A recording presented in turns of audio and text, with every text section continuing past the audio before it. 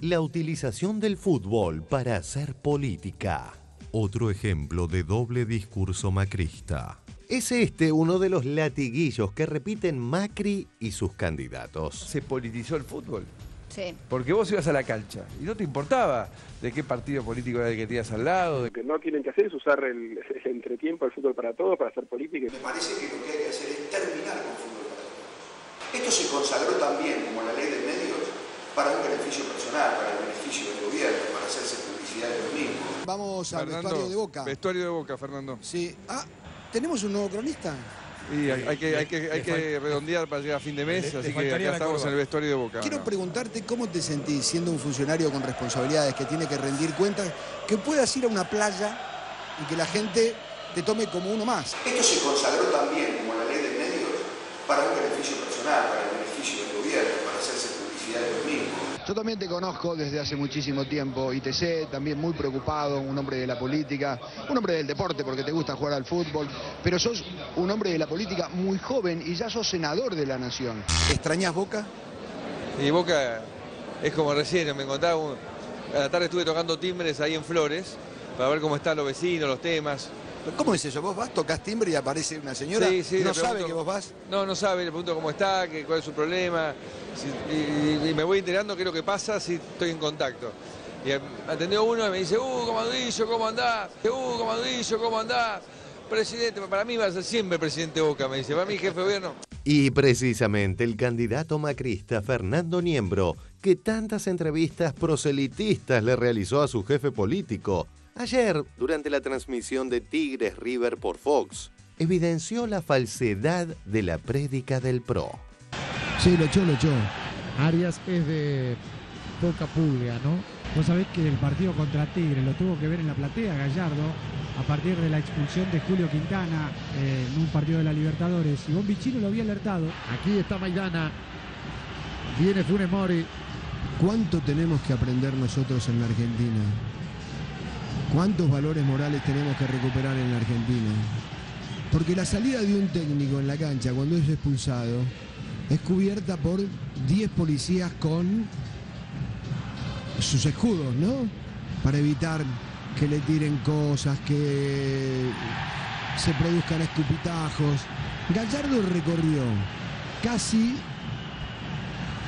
150 metros, tranquilo. No hay nadie que le diga nada y va solo. Nadie. Nadie le tirará nada. Nadie buscará intimidarlo. Culturas absolutamente distintas. ¿Cuántos valores morales tenemos que recuperar en la Argentina? Porque la salida de un técnico en la cancha cuando es expulsado es cubierta por 10 policías con sus escudos, ¿no? Y más aún, el país utilizado por Niembro, que jamás le aclara al público que habla como candidato macrista. Es ejemplar, pero de todo lo contrario a lo que describe el político. La violencia no es algo nuevo en los estadios de fútbol mexicanos. En México, la violencia en los estadios ha crecido durante los últimos años. ¿Cuántos valores morales tenemos que recuperar en la Argentina? La violencia en el fútbol regio se tradujo a que en julio del 2001, el policía estatal Juan Carlos Muñiz perdiera un ojo al intervenir en una trifulca entre aficionados en el Estadio Tecnológico. Y que el 20 de octubre de ese mismo año, el aficionado Daniel Lara García ingresara a la cancha durante un partido de los Tigres ante el América para amedrentar al portero Adolfo Ríos. ¿Cuántos valores morales tenemos que recuperar en la Argentina? Apenas el 1 de febrero del 2014, un aficionado quedó inconsciente al ser atacado por un barrista tras el clásico regio. Y 15 días después, un grupo de integrantes de la adicción enfrentaron a la policía en el Estadio Tecnológico. ¿Hasta dónde llegará la violencia en nuestros estadios? ¿Cuántos valores morales tenemos que recuperar en la Argentina? 61 cuerpos en avanzado estado de descomposición fueron hallados en un crematorio abandonado en el puerto turístico de Acapulco, en México. ¿Cuánto tenemos que aprender nosotros en la Argentina? Nos vamos a instalar en Achosinatpa. Allí, unos estudiantes de escuelas rurales fueron a protestar, a pedir por sus derechos al estado de Guerrero. Y cuando llegaron a la intendente, no le gustó. Le pareció muy mal y se los entregó a la policía. Y la policía no quería ni ocuparse de ello, se lo dio a los narcos. Un comando ejecutor fue el encargado de ajusticiar de un disparo en la cabeza uno por uno a los estudiantes y en un horroroso ritual, quemar sus cadáveres en una hoguera durante horas. Los restos fueron embolsados y arrojados al río San Juan. Culturas absolutamente distintas. La cruenta realidad que afronta esta nación, cuyas estadísticas de violencia son escalofriantes. En 2013 se produjeron 120.000 secuestros y 22.000 desapariciones. ¿Cuántos valores morales tenemos que recuperar en la Argentina? La tasa de homicidios del estado de Guerrero, 32,42 muertes cada 100.000 habitantes. En Argentina es un promedio de 5 muertes cada 100.000 habitantes. ¿Cuánto tenemos que aprender nosotros en la Argentina? El Observatorio Nacional Ciudadano dio a conocer las cifras previas de su estudio Homicidio, una mirada a la violencia en México, en el que destacó que 1 de cada 23 homicidios cometidos mundialmente tiene lugar en la República Mexicana. 1 de cada 23 homicidios cometidos mundialmente tiene lugar en la República Mexicana. Culturas absolutamente distintas. En Tamaulipas, la Procuraduría de Justicia del Estado informó que 9 personas fueron asesinadas y encontradas cerca de la 1:30 de la madrugada de hoy, así, colgadas de un puente. Pero no fue todo. Más tarde fueron encontrados los cuerpos de 14 personas. Estaban mutilados. Las cabezas de estas personas fueron dejadas en varias hileras frente a la presidencia municipal de Nuevo Laredo. ¿Cuántos valores morales tenemos que recuperar en la Argentina? En diarioregistrado.com. Conmoción en México. Hallaron otros 55 cadáveres en fosas clandestinas. Buscando a los 43 estudiantes encontraron 9 fosas más en el área con otros tantos muertos. Ay, no, esos no eran. No eran, pero ¿quiénes eran? O sea, ¿qué pedo? Está repleto el país de eso, pero repleto. Norte, la franja norte, que era la más peligrosa, ya no es, ahora es todo el país, ¿no? Hay mucha corrupción, mucha relación del gobierno con el narco. Es un desastre. La noticia que está dando la vuelta al mundo parece increíble, pero es real. Increíble por la magnitud de esta nueva fuga del Chapo Guzmán, el líder del cártel de Sinaloa y quien fuera uno de los narcos más buscados del mundo, escapó por un túnel de la prisión de máxima seguridad del Altiplano, donde se encontraba. ¿Cuánto tenemos que aprender nosotros en la Argentina?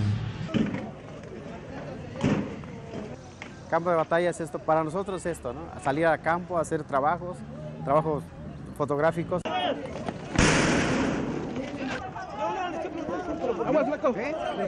Sicarios del narcotráfico. Me han perseguido en 4 ocasiones, me anduvieron buscando mi casa para ir a matarme en mi casa. El hecho de publicar reportajes donde denunciaba, señalaba a los traficantes de droga, a los homicidas, a los secuestradores, empezaron a buscarme estos tipos, era natural. Culturas absolutamente distintas.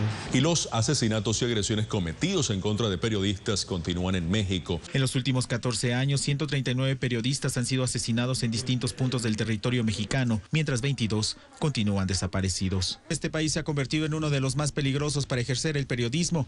Culturas absolutamente distintas. La Comisión Económica para América Latina y el Caribe, la CEPAL, dio a conocer que México es el único país de América Latina donde creció el número de pobres. La CEPAL estima que el porcentaje de la población en pobreza en México aumentó de 36.3% en 2011 a 37.1% el año pasado. Con ello, calcula que el número de pobres en México creció en 1 millón de personas. ¿Cuánto tenemos que aprender nosotros en la Argentina? Continúa la violencia política en México, esto a 5 días de las elecciones intermedias. Este martes fue asesinado el candidato federal por el Partido de la Revolución Democrática al municipio Valle del Chalco. Hablamos de Miguel Ángel Luna. Con este homicidio ya son 7 los postulantes asesinados en el marco de estos comicios del próximo domingo. El candidato del Movimiento de Regeneración Nacional Morena a la alcaldía de este municipio, Enrique Hernández Saucedo, fue asesinado por un comando. La violencia política en lo que va del año ha dejado 43 ataques a sedes gubernamentales y el asesinato de 9 aspirantes y oficiales de gobierno. Trágica jornada preelectoral se vivió la tarde de este martes tras el asesinato de Miguel Ángel Luna Munguía, candidato a diputado federal en Valle de Chalco, Estado de México. Culturas absolutamente distintas. En México, en las últimas horas, un candidato a alcalde y otro a concejal fueron asesinados presuntamente por el crimen organizado. ¿Cuántos valores morales tenemos que recuperar en la Argentina? En el caso específico de México, yo creo que la peor época empezó en el año 2006. Lo que pasa es que no se había hablado de ella hasta ahora. Pensemos que de 2006 a la fecha tenemos casi 30,000 desaparecidos en un país en democracia y 70,000 muertos, además de los desaparecidos. Pero mientras yo acá en estos 12 años iba cubriendo el proceso de justicia reparadora que ha habido, que de verdad no saben la envidia que tenemos en muchos países del mundo por los juicios de lesa humanidad que se llevan a cabo acá. Juicio a las juntas, a los torturadores, a los responsables. Sí. Mientras yo cubría todo eso, informaba a México y a los medios hispanos en Estados Unidos que en Argentina se está haciendo justicia después de tantas décadas, me empiezo a enterar de que en mi país está ocurriendo eso en un sistema democrático y con niveles de violencia cada vez más increíbles. O sea, no hay palabras para describirlas de verdad. ¿Cuántos valores morales tenemos que recuperar en la Argentina?